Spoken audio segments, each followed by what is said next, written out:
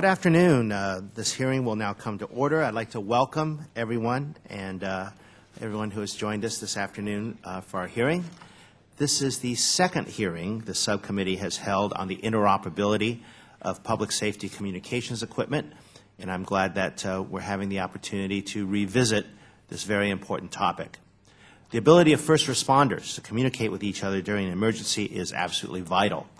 In many major disasters, including 9/11, response efforts have been hindered or imperiled because emergency responders from surrounding jurisdictions could not use their equipment to communicate with each other. While many factors contribute to this lack of interoperability, proprietary technology makes the situation far worse. Without a common technical standard, there is no assurance that equipment from one manufacturer will work with equipment from another manufacturer. This means that first responders may not be able to communicate with each other when it matters the most. And it means that public safety agencies may be forced into buying components of their public safety communication systems from a single manufacturer, limiting competition and driving up prices. In 1989, the public safety community and other stakeholders set out to create a common technical standard for public safety radios known as P25. Although progress has been made over the last 20 years, the P25 standard is not yet complete. At our hearing in May, we learned about disagreements among some of the players in the P25 standard setting process over the status of the standard and the degree and rigor of testing that should be required. While these disagreements are on highly technical and complicated issues, they have real-world implications for our first responders and for those in harm's way. Simply put, our local public safety officials need the certainty that open standards provide. Right now, that certainty does not exist. I am pleased that we have the opportunity today to hear from people who build, test, and operate P25 equipment. I hope to learn from our panel about how technical disagreements over document status and testing affect interoperability and competition for public safety radio systems. Local, state, and federal public safety agencies spend billions of dollars on communications equipment.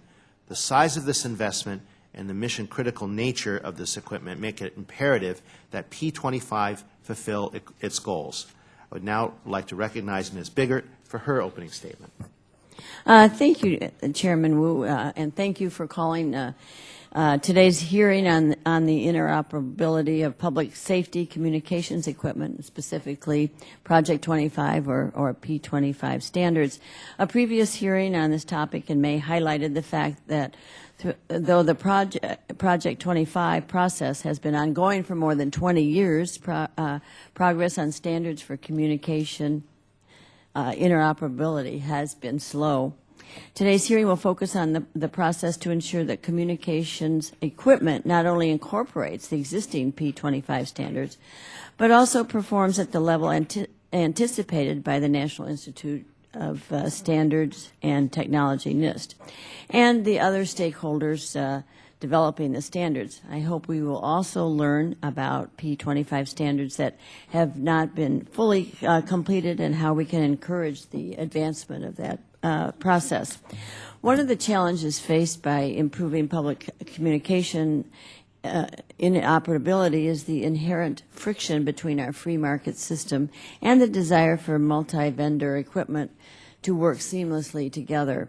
In the interest of public safety, it is obvious that the first responders must have functional, inoperable equipment.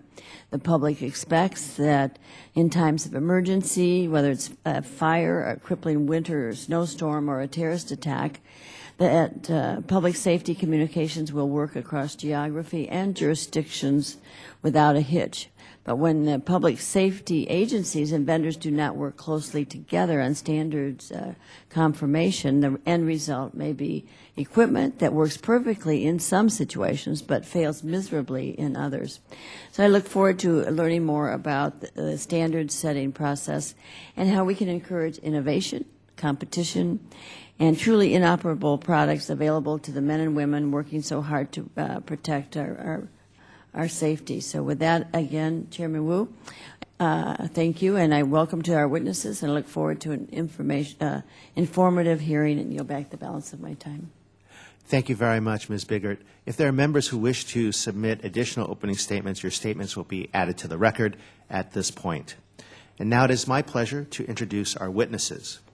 Mr. Tom Sorley is the Deputy Director of the Radio Communication Services for the City of Houston Information Technology Department. Ms. Ellen O'Hara is the President of Zetron. Mr. Marvin Ingram is the Senior Director of ARINC Public Safety Communications. And our final witness is Mr. Russ Sveda, who is the Manager of the Radio Technical Service Center of the Department of Interior. You'll each have 5 minutes for your spoken testimony. Your written testimony will be included in the record for the hearing in its entirety, and when all of you complete your testimony, we will begin with questions. Each member will have 5 minutes to question the panel. Mr. Sorley, please proceed. Hello, my name is Tom Sorley. I'm the Deputy Director of Radio Communications for the City of Houston. I also serve as the Chair of the Technology Committee for the National Public Safety Telecommunications Council and as Vice Chair of the Governing Board for the Department of Homeland Security's Project 25 Compliance Assessment Program.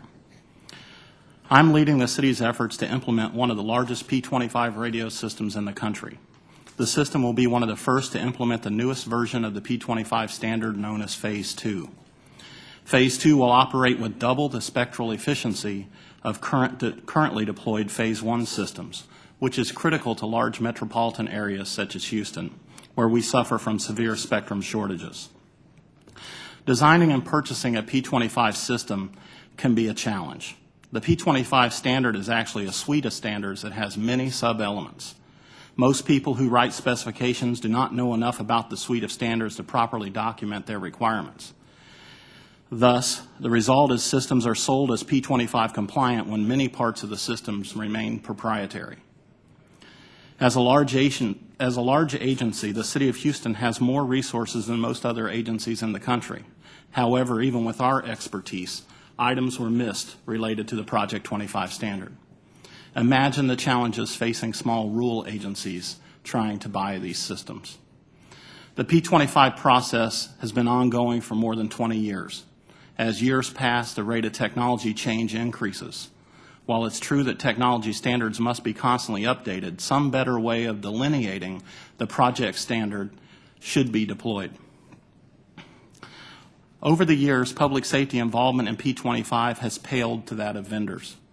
Most of the major vendors have several people that dedicate a substantial portion of their work time to participation in the process. In reality, this means that the standard is being driven by those that actively participate, the vendors.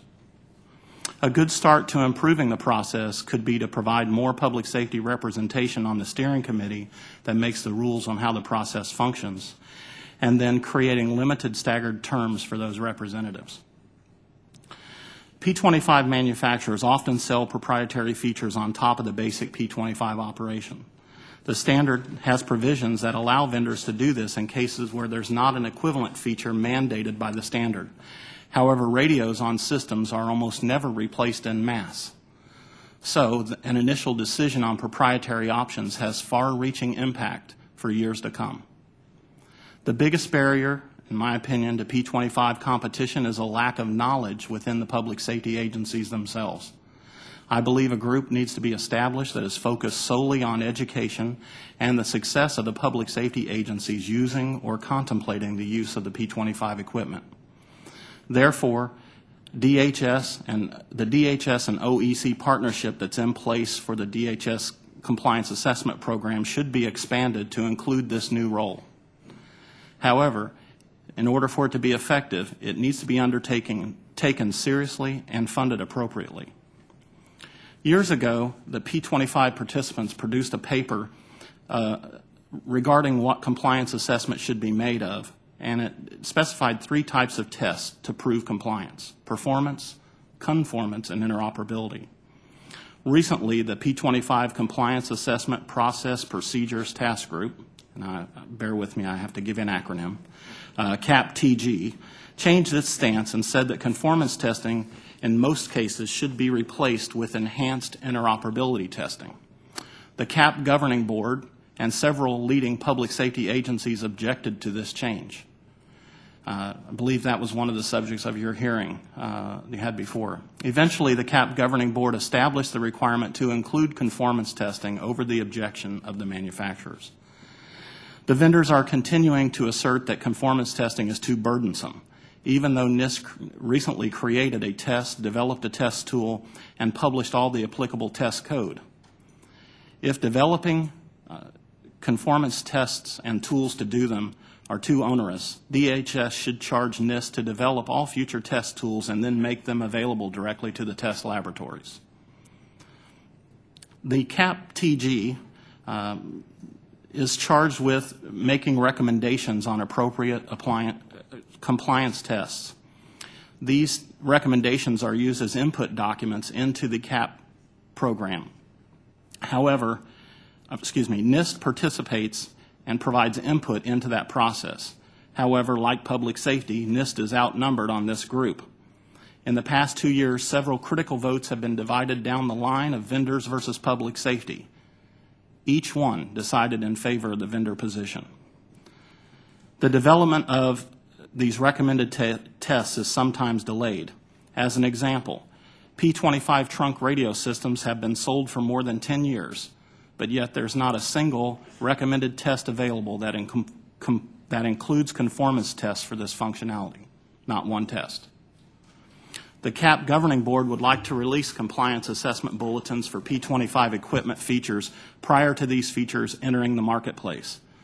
To meet this goal, the CAP may need to develop an alternate process that is not dependent on the P25 process to recommend the tests. In closing, I'd like to thank Chairman Wu for inviting me to testify today, and on behalf of Public Safety and the City of Houston, I'd like to commend the work of the subcommittee as it relates to public safety communications and encourage you to continue to weigh in on this very important topic. Thank you, Mr. Sorley. Ms. O'Hara, please proceed. Chairman Wu and members of the subcommittee, thank you for this opportunity to offer testimony on Project 25 standards and their implementation in public safety radio systems. I'm President and CEO of Zetron, a manufacturer of public safety communications equipment. Zetron has been serving the communications needs of public safety agencies in our nation for over 30 years. With several thousand installations worldwide, we're the largest independent manufacturer of interoperable dispatch consoles in the nation. I appreciate the opportunity to testify to the subcommittee regarding the Project 25 standards. We feel that Project 25, or P25, is critically important to public safety. Zetron is in agreement with the goals of P25. Our company was one of the early signers of the Memorandum of Understanding that created the project, and we have been an active participant in the standards process for the last 10 years. Chairman Wu, you asked me to address 2 questions concerning P25. First, what challenges has Zetron faced in integrating our products with those of other vendors? And secondly, how has this impacted our customers? In addition, you asked what recommendations would Zetron make to ensure that the P25 process helps foster competition in the marketplace. Now, in order to put my answers into context, I'd like to refer you to the following graphic.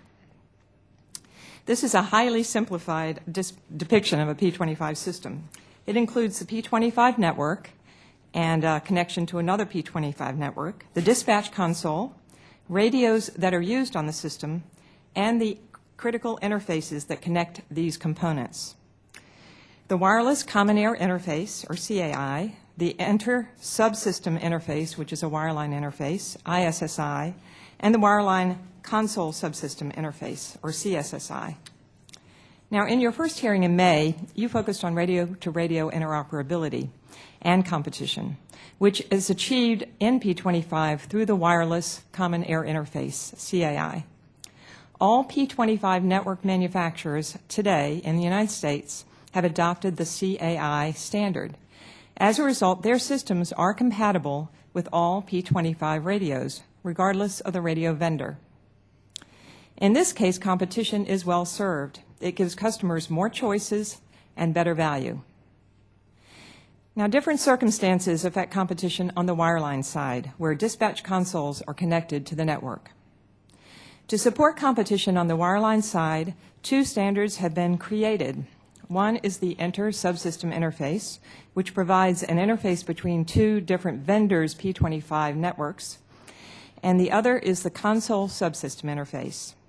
The CSSI provides a seamless, wired interface between the dispatch consoles of one vendor, such as Zetron, and another manufacturer's P25 network. The CSSI ensures that the customer has a choice in their selection of dispatch consoles. Now, this is important because the dispatch console is the heart of a public safety communications system. It connects first responders, such as police officers on their beat, with the Public Safety Communications Center. The console also supports interoperability among radios by patching together radios that use different frequency bands. Because dispatch consoles play such a critical role in communications in the communications center, customers are best served when they have the freedom to choose the console that best meets their needs and cost requirements. Without a CSSI standard and the adoption of that standard by the P25 network vendor, the customer's choice is limited to the proprietary consoles provided by the network vendor. There are several reasons why the adoption of the CSSI standard by P25 network vendors has been slow. Now, each P25 interface, as Mr. Sorley mentioned, is defined by a suite of standards documents that specify how the interface is to be implemented, tested, and verified. These are critical documents, and the most important ones, which define the CSSI and define how that is to be implemented, are indeed complete. Due to other priorities in the standards process, however, the Telecommunications Industry Association, TIA, that manages the process has not yet finalized the testing and verification documents. This situation has given some P25 network manufacturers reason to delay the implementation of the CSSI in their network offerings. A customer who purchases a P25 network from one of these vendors today has no choice but to purchase the network manufacturer's own proprietary console. Zetron has invested considerable resources to implement the P25 CSSI written standard, but today our CSSI-enabled consoles are currently able to connect to the networks of only 3 of the 7 network vendor equipment: Tate Radio Communications, EADS North America, and Raytheon. The other network manufacturers have not yet publicly adopted the CSSI, and thus proprietary consoles are the only choice available to customers of their networks. We are concerned that competition and customer choice are limited by the slow adoption of the open standard CSSI. Indeed, the lack of widespread adoption of the CSSI has led some of Zetron's customers to delay their transition to P25, which in turn negatively impacts both competition and interoperability. We feel that incentives are needed to solve this problem. To that end, I would like to offer 2 recommendations that could help eliminate some of the obstacles to competition. First, we believe that the completion of the full suite of published standards for P25 wireline interfaces would remove a significant roadblock to their adoption. To hasten this process, we recommend that the federal government consider issuing grants to manufacturers so that they can allocate the resources necessary to complete the standards.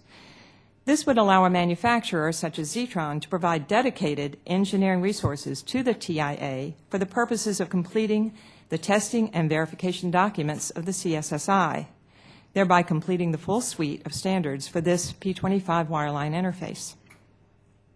We also recommend that the federal government set a date within the next 12 months, after which it will no longer fund, through grants, the purchase of P25 networks that offer only proprietary consoles, rather than the open standard CSSI. This means that if the offered P25 network equipment can support consoles, then that equipment must also support the open standard CSSI. Otherwise, it is ineligible for purchase using interoperability grants. In closing, I would like to reiterate Zetron's strong support for these 2 objectives of Project 25. We believe that policies that support the completion and adoption of open standards wireline interfaces, such as the CSSI, will help ensure that P25's goals of interoperability and competition will be fully realized. Chairman Wu and members of the subcommittee, thank you again for this opportunity to testify before you on these important matters. Thank you, Ms. O'Hara. Mr. Ingram, please proceed. Chairman Wu, members of the subcommittee, thank you for the opportunity to appear before you today to talk about this very critical subject.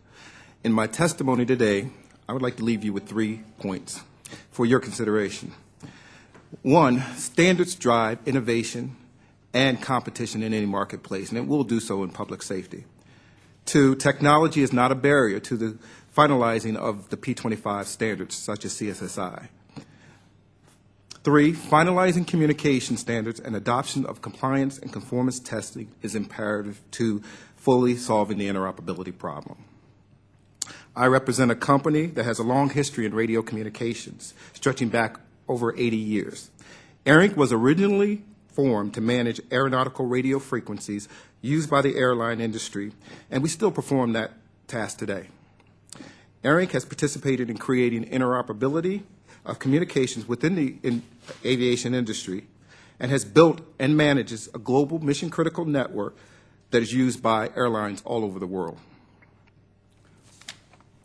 The tragic events of 9/11 motivated some very smart people at ARINC to evaluate the problem of public safety communications interoperability and see how we could leverage our expertise in solving the problem.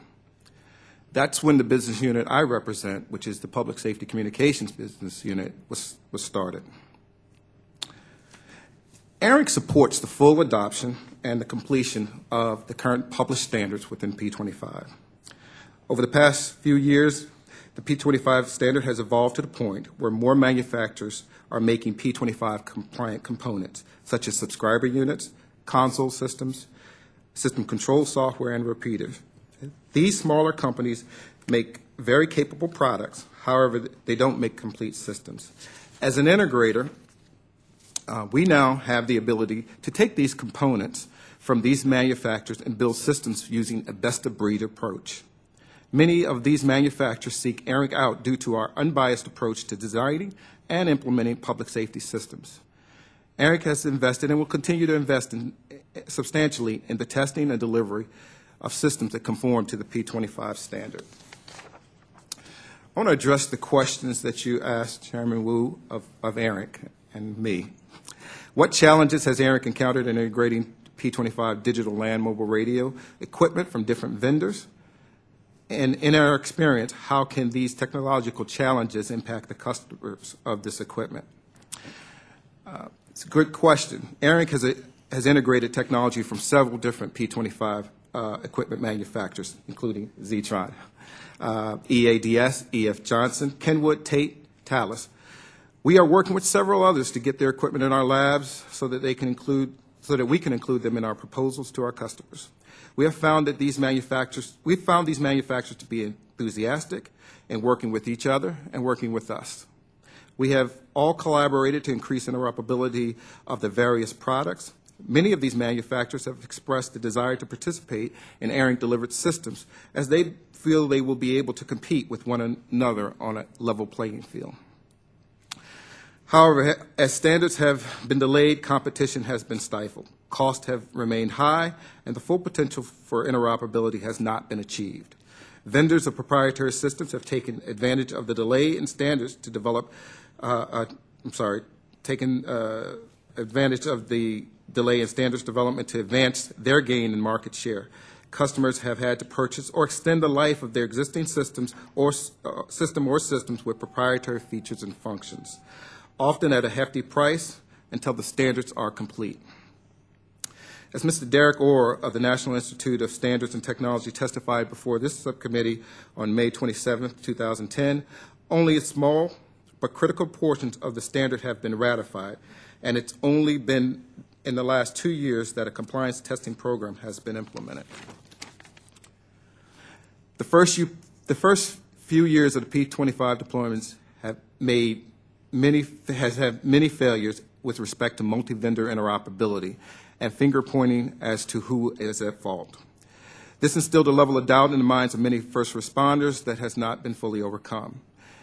In several procurements, we have been asked, how can you guarantee that components from various manufacturers will interoperate? Even today, as CAP labs attest to interoperability, the customer base uses the past as an excuse to stick with standards with the status quo of a single vendor solution.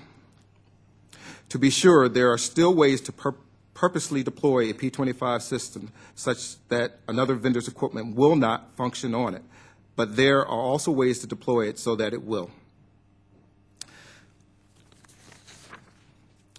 The next question that you asked, what would you recommend to ensure that P25 standards are implemented consistently? I believe that open standards in public safety communications will increase competition and provide innovation and cost-sensitive solutions. We have witnessed this in other industries, but the pace of the current public safety communication standards development process has in fact frustrated equipment manufacturers who wish to invest in the development and enhancement of their products. ARINC supports accelerating the adoption and implementation of the most critical public safety communication standards and technologies, along with compliance and conformance testing. Finally, ARINC recommends federal funding be established and managed by a dedicated governing body to provide grants to public safety personnel, technology vendors, and others to participate in the ratification of the published P25 standards. ARINC recommends a schedule be established and maintained by a dedicated governing body to ensure the completion of the standards in a timely manner. ARINC also recommends portions of the standard be released in manageable phases.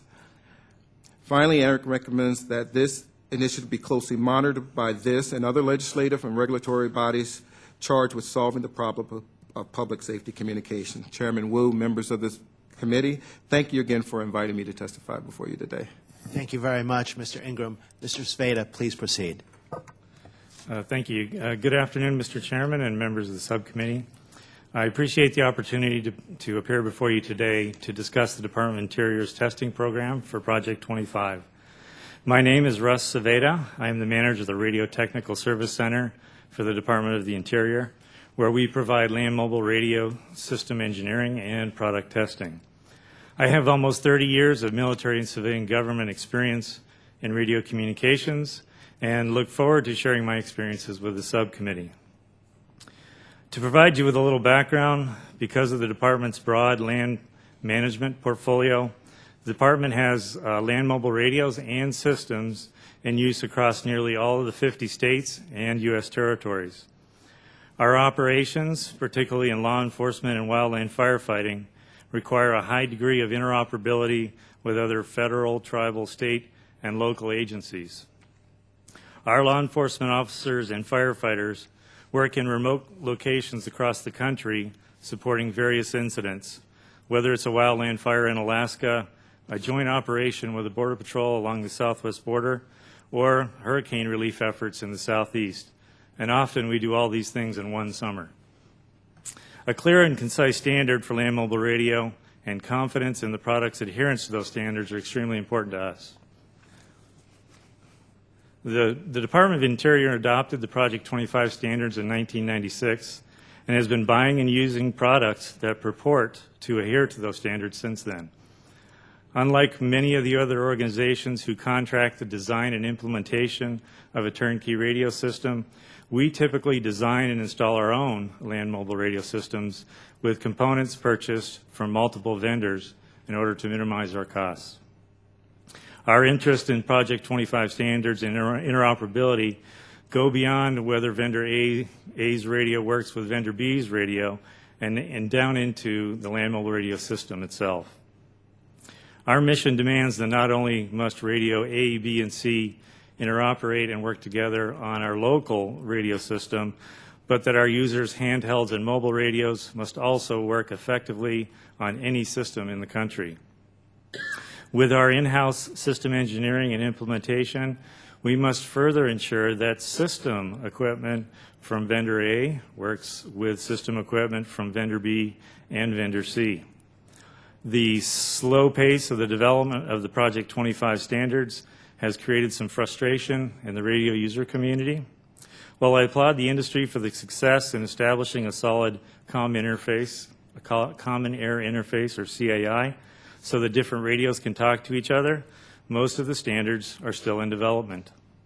We have invested 14 years in this technology, and today we are still unable to design and install a Project 25 compliant system without significant engineering and customization. The department started testing Project 25 products in 2002 as part of a department-wide radio contract. We found this necessary because of the experiences we and our users have had that I would call in the first generation Project 25 products. Since that time, we've evolved our testing along with the evolution of the standards. Today, we test the Project 25 products offered under yet another contract that supports both the Department of the Interior and the Department of Agriculture. Our current testing is based on the Project 25 standards and specifically targets performance, conformance, and interoperability. To use resources effectively, though, we select specific tests based on the risks and the impacts to our users, meaning we don't test absolutely everything that's in the standards.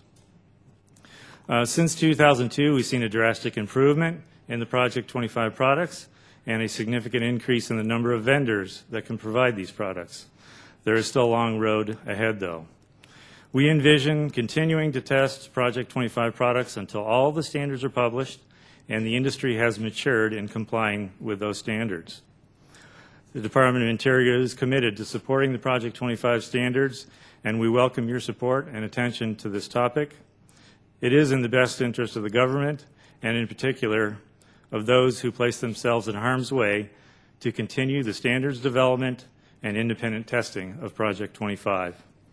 This concludes my testimony.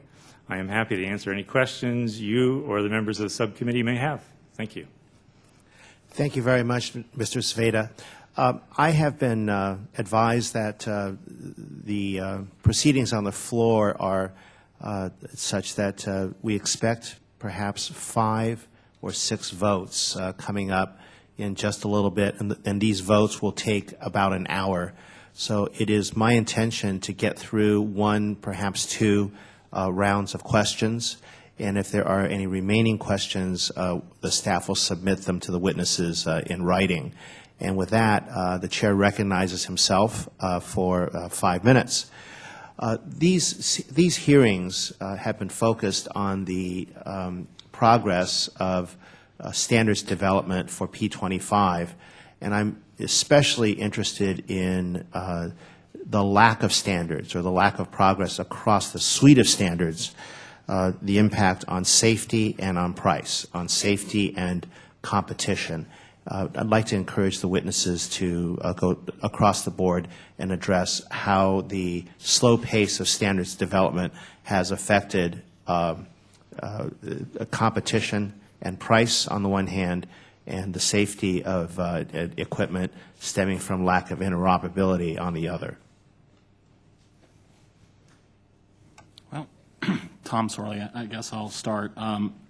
We just completed in October of 2008 a very lengthy procurement process for our $100+ million system, and even though I spent months out canvassing vendors and trying to get interest into our process, we ultimately ended up with 2 manufacturers making an offering. They happen to be the 2 largest in the space. That could be because of the size and complexity of the procurement. I understand that, but it was a little disheartening that we couldn't have at least 3 or more, and so I think it has a big impact on competition. The fact that this is for all the different components. All the different components. It was a large, it's soup to nuts radio system. Right, and it was not 2 vendors for each individual component. No. This was 2 total. 2 total. The whole suite of components. Correct. And I think that had the standard been more fully developed, we could have had more vendors come in and give proposals.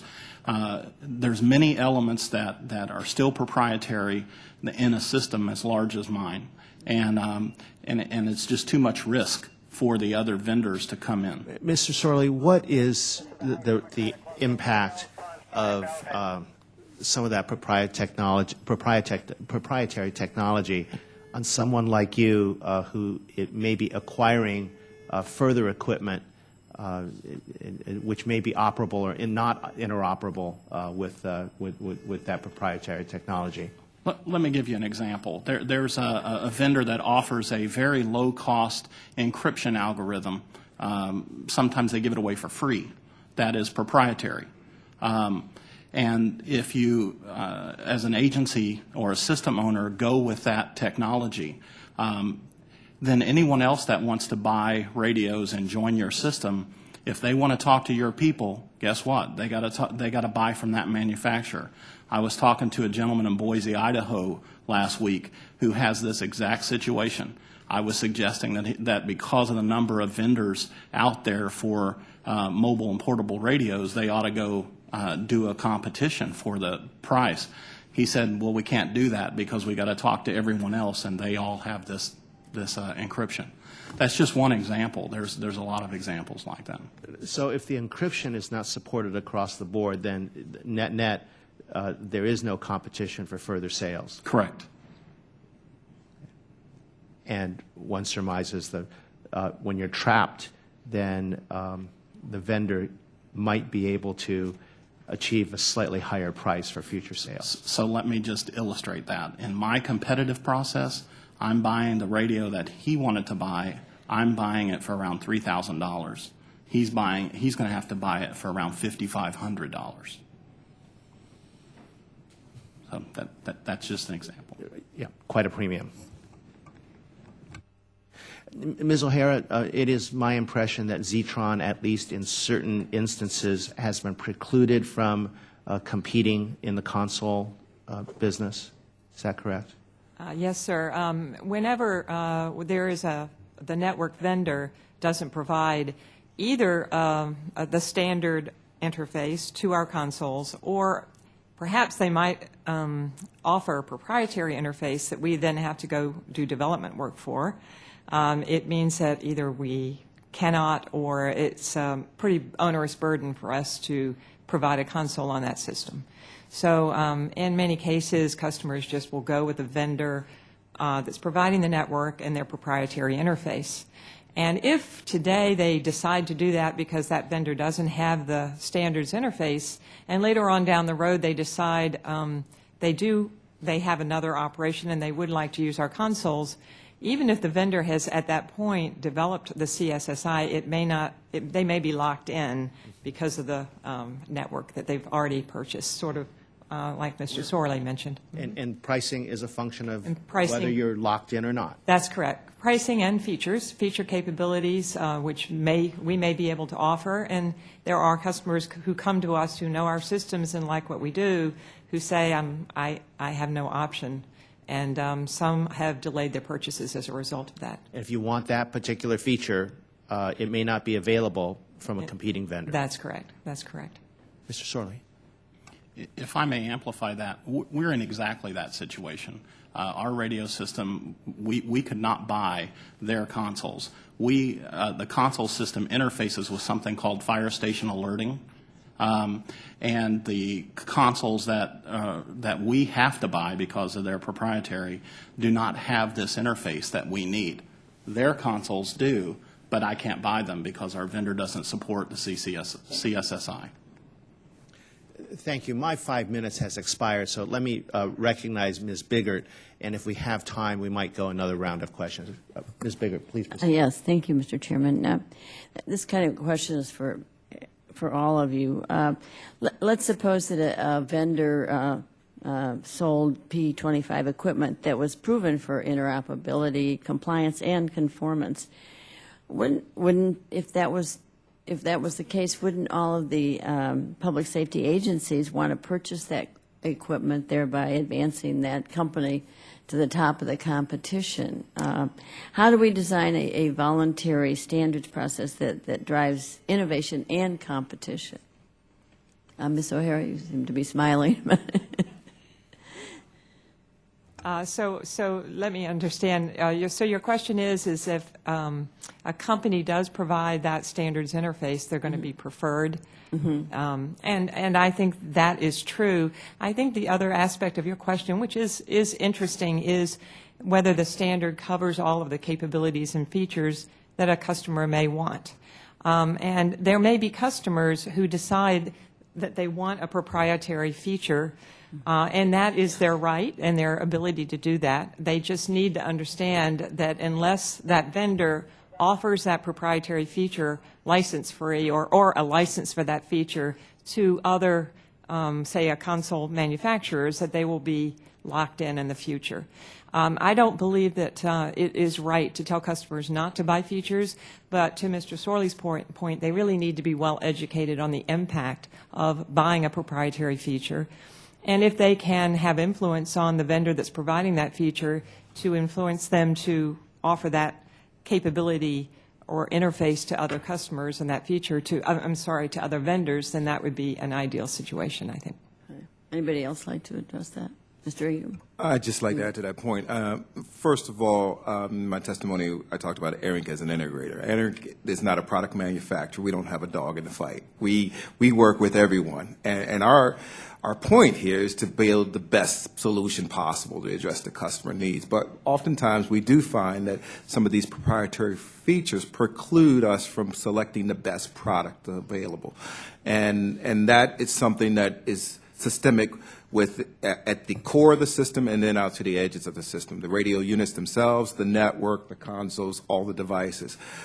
We find that the manufacturers that we work with, typically, it is very important for them to be as interoperable as possible, right? Because they don't build the end-to-end solution, so they have to work with everyone. So there's a very organic sort of relationship between the product manufacturers that we work with, ARINC, and our customers. Let's be very clear about that.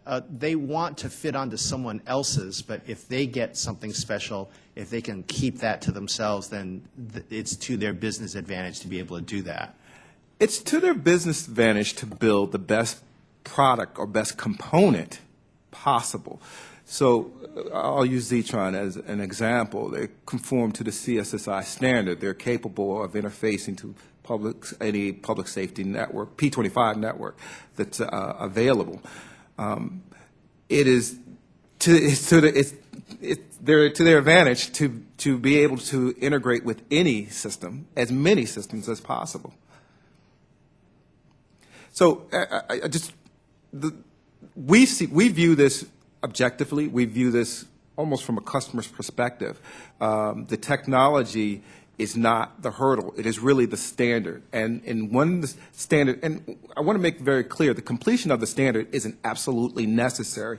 The standards are developed in stages, right? So you can have a version of a standard, version 1, version 1A, version 2, version 3, and those standards can be released in ways that manufacturers such as... Oh, you talked about being released in manageable phases. In manageable phases. What do you mean by that? Well, there's standards out there like ISSI, CSSI, and other, very important standards that we are waiting as the industry and the market is waiting for the full completion of the standard. But it's not absolutely necessary. The standards could be released in phases so product manufacturers know, okay, I can build up until that point, right? I can invest and build up to that point and deliver technology to meet up to a certain point within the standard. And as time goes on, that component within the standard will be evolved to include other features or functions or capabilities. So we don't have to wait till the end. And I think that's been part of the problem with the delay or how long this process has taken with P25. We don't have to wait to the end. We can release the standard in manageable phases so manufacturers can build technologies. And the point is that the customers who are receiving that technology won't. That standard will still be compliant as it is upgraded, so it won't lock them out or lock them into any particular technology. Thank you. Yield back. The gentlelady's time has expired. This standard setting process has been extraordinarily slow, and I'd like to invite this panel to speculate as to the causes for the slow process and what the impact of this slow process has been on competition, price, and safety. Mr. Sveda? Yes, thank you. I would like to speak first to, I guess, the success of the process in particular, in that since our testing since 2002, that today with the Common Area Interface standard published completely, that there is significant competition, the prices, the competition has created significant price reductions or variations. So the competition piece has worked, and now that the Common Area Interface standard has been published and manufacturers are building to it. That is for that piece. That piece. Now, when you get to the system pieces where we're talking the ISSI and things like that, there is where the challenges are. But I wanted to point out of a success that the system does provide, or the process has provided us, if we could just now speed it up some, I guess. Thank you. Terrific. Mr. Sorley. I'd like to comment on, or speculate, as you said, on the possible cause. I think there's a couple of things. One, public safety attempted to drive the standard, and because of the funding for travel and all kinds of other things, public safety's participation has not been as consistent as maybe it could have been, or perhaps even should have been. So I think that's partly a contributing factor. The other contributing factor is this marketplace is very small, and it's dominated mostly by 2 or 3 vendors who happen to have most of the embedded business and on proprietary What's the market systems. share, Mr. Sorley? I'm sorry? Any idea what the market share is of the 2 or 3 leading providers? I would say between 3 of them, they have over 80% of the market. And so what motivates Let me these? pause you just for a second here. Ms. O'Hara, in the console business that you're competing in, for that line of work, you said that you could compete for 3 but not for 4 of the vendors. What share of the market do those 4 vendors that About the have? same that. About the same? Yes, 70 plus? yes. Thank you. Please proceed, Mr. Sorley. So my point to that was that basically we're asking people to cooperatively work together to develop a standard that negatively impacts their business. Because once it's interoperable, then it's a commodity product and prices come down. Yeah, you have new entrants into the market and you have lower prices. That's what the goal is. And so if that's the goal, why would I want that? Mr. Sorley, let me ask you this. I've been told that equipment with a P25 sticker on it is actually sold for a premium. Can you explain that to me? No, sir, I can't. Is it that it's allegedly P25 compliant, but once you're into it, you wind up, well, you're supposed to buy P25 compliant equipment. The sticker says so that's what the federal appropriations permits you to buy? Yes, sir, the grant guidance, current grant guidance does call for, or in effect mandates P25 equipment. So you can actually charge more for a P25 compliant equipment that may not be interoperable. I'm not sure if that's the case. I do know that with digital radio and the evolution of radio, there's a whole lot more in the box than say, a conventional analog radio. So inherently, it's going to be higher cost. There's many elements, technical elements in there that have to be there to guarantee the performance. But if it says P25, it's supposed to be interoperable. Yes, sir. Does anyone know if the grant guidance says that you have to buy P25 compliant equipment, and then you have this equipment that has a P25 sticker on it? At what point does it arise to fraud on the government that this allegedly compliant equipment is not compliant? Well, I will clarify that the interoperability grant funding today only applies to the Phase 1 Common Air Interface. Mm-hmm. And indeed, today, as I mentioned in my testimony, there are many vendors that provide those radios, and they do work on the network vendor systems, all of the systems. And that's where we've talked about on is the the voice. Success. Yeah. And where it's not, interoperability funding is not dependent on P25 on the system side. And that's one of the second recommendation I made is, well, let's apply that across the board, not just on the radio interface. Okay. And Ms. O'Hara, one of your recommendations is that if the standards process does not move forward, that federal funding be withheld for any equipment that is not compliant. Yes. Basically, I'm just saying that let's apply that same logic that was very successful on the CAI side to the wireline interfaces as well. Okay. Thank you all very, very much. I'm told that we are down to just a couple hundred folks not having voted on the floor, so I'm going to have to get over there to perform my floor voting duties, and I want to thank you all for appearing before the subcommittee this afternoon. The record will remain open for 2 weeks for additional statements and additions to the record, and members to answer questions that the committee may ask. The witnesses are excused. Thank you all very, very much for being here this afternoon.